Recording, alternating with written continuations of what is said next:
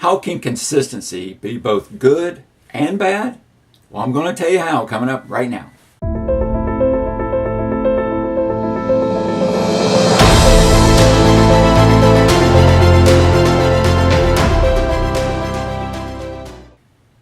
Welcome everyone, Michael Finley here with another episode of Leadership Roll Call, where we give you tips, suggestions, and recommendations on how you can become a more effective leader.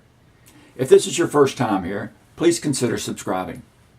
Our topic today is consistency. Now we've all seen it on those lists of leadership traits. My question for you is, where would you rank it as a leadership trait? Is it in your top 5 or your top 10? Please put it in the comments section below. So we all see it on these lists. We see consistency as a top leadership trait. But is there a time when it's good to be consistent and bad to be consistent? Well, that's what we're going to talk about today. So first, let's talk about the good consistency. Now this usually has to deal with when a leader is dealing with their employees. A leader needs to be honest, transparent, and have a good work ethic. Now it is important for a leader to be consistent in all of those areas. When a leader reviews the performance of their employees, or when they dole out corrective actions, they need to be consistent and fair. If a leader is consistent in their actions, employees can predict what the boss believes on any given issue, and they don't have to spend energy trying to figure out what to do or what not to do.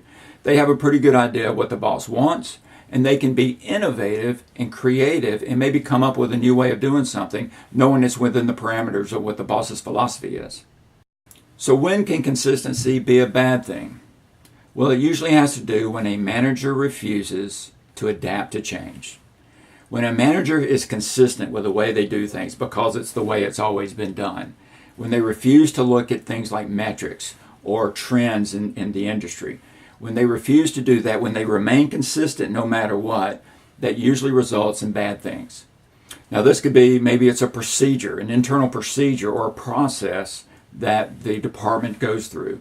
If a manager refuses to change that process, no matter how slow or how cumbersome it is for an employee, when a manager refuses to change, the employees quit being innovative.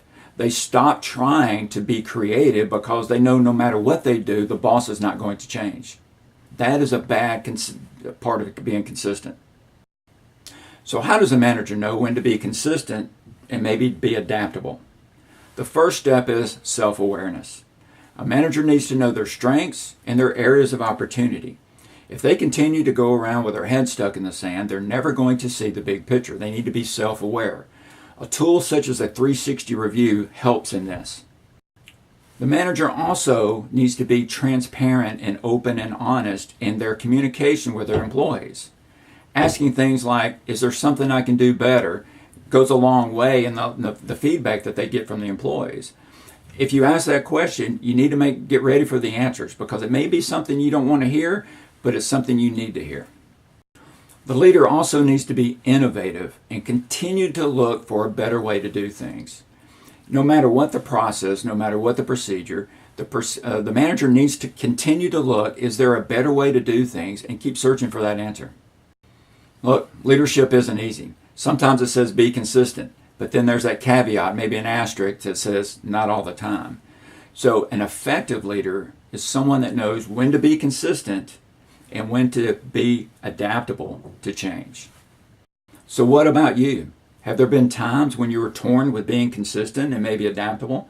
I'd like to hear your comments. Please put it in the comments section below. And if this is your first time, please consider subscribing. Until next time, good luck with deciding to be consistent.